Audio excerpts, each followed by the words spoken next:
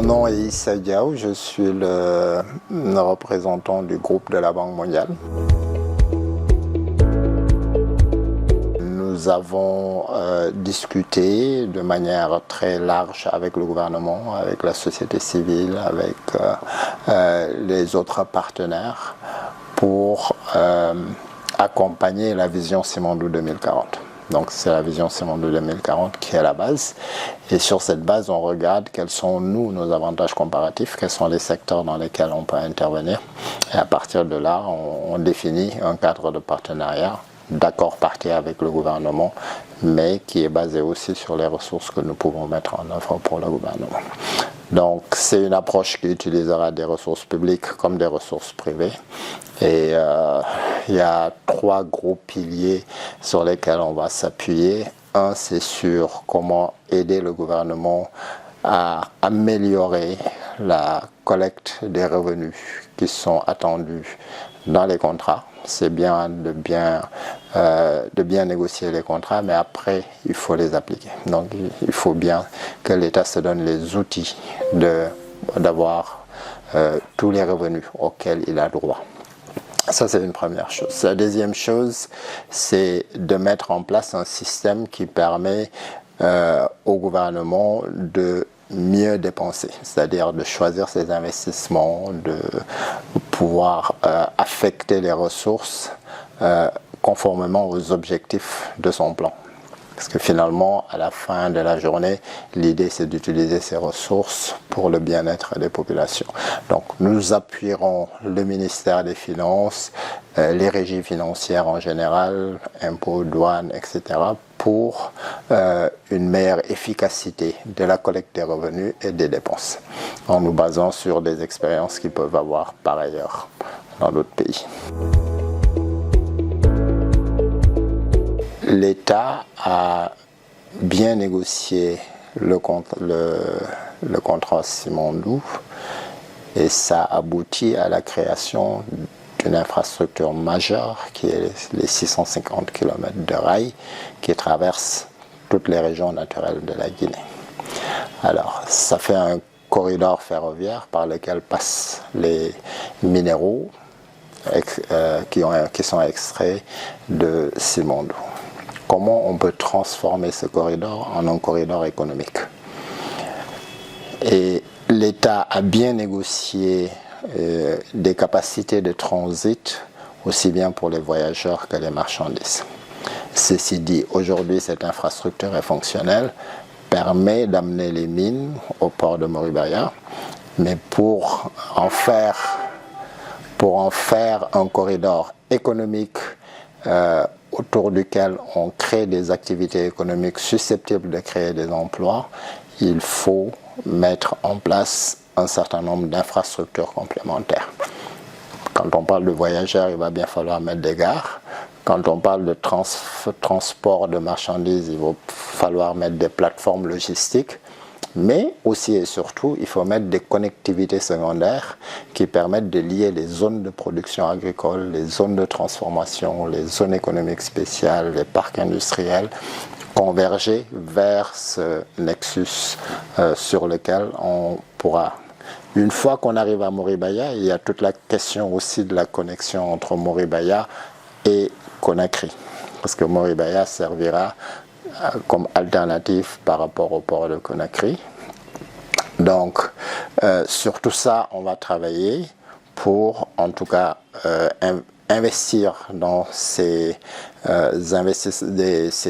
infrastructures complémentaires qui permettront de transformer le corridor en un véritable corridor économique.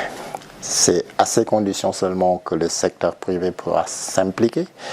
Et derrière ça, nous avons notre branche privée qui est la AFC, SFI, et nous avons notre plateforme de garantie qui permettront de financer le secteur privé international, mais surtout le secteur privé guinéen.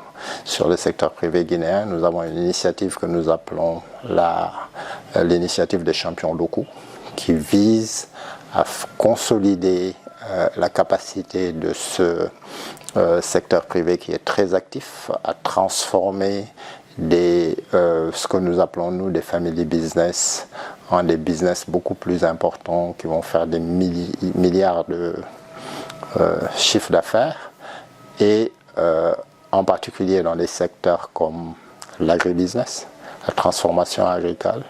On va se focaliser sur un certain nombre de chaînes de valeur. On va se focaliser aussi sur ce que nous appelons l'industrie légère. Et tout ça, c'est pour créer une activité économique, développer le secteur privé et créer de l'emploi. Parce qu'à la fin de la journée, c'est ça qui est le plus important. Nous serons sur le capital humain et nous serons sur le capital physique. Et le capital humain, comme on l'a dit, c'est la santé, c'est l'éducation, mais c'est aussi l'accès à l'eau potable. Et pour ça, on a des programmes, et un des projets qu'on a approuvé en parallèle avec le CPF et qui est doté de 100 millions de dollars vise à développer ces compétences dont le pays a besoin, en particulier dans le domaine de l'éducation, mais surtout de l'enseignement technique et professionnel.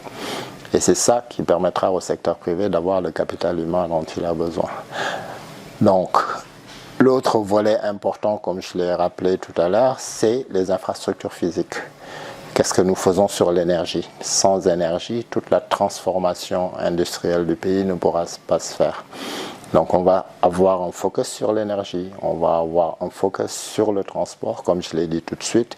Qu'est-ce qu'il nous faut investir en termes de moyens d'infrastructures physiques complémentaires pour transformer véritablement le corridor de transport ferroviaire de Simandou en un corridor économique qui permettra aux opérateurs privés de marcher. Après cela, il y a le dernier volet qui consistera à mettre toutes les ressources pour le secteur privé de manière à ce qu'ils puissent jouer le rôle qu'ils doivent jouer, parce que je vous rappelle que 40% des investissements de Simandou 2040 tels que déclinés par le gouvernement doivent venir du secteur privé.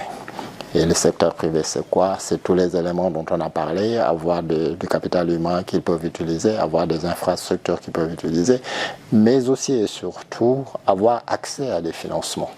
Et sur ça, la branche privée, la plateforme de garantie de la Banque mondiale vont travailler avec le système financier local, que ce soit les banques locaux, que ce soit les institutions de microfinance, pour permettre aux PME, PMI du pays d'avoir accès à les financements qui leur permettront d'apporter un contenu local sur toutes ces chaînes de valeur.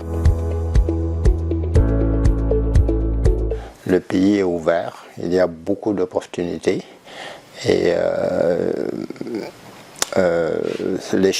l'environnement est de plus en plus aux standards qui sont attendus du secteur privé international.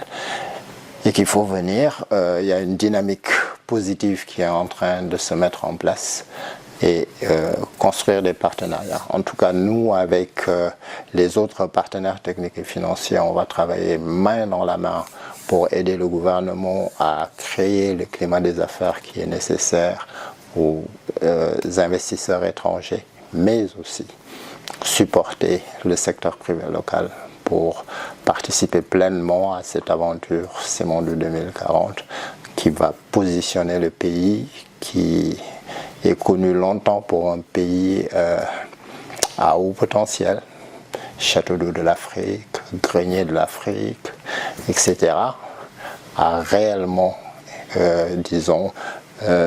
réaliser ce potentiel au bénéfice non seulement des citoyens guinéens, mais au bénéfice de toute la sous-région ouest-africaine.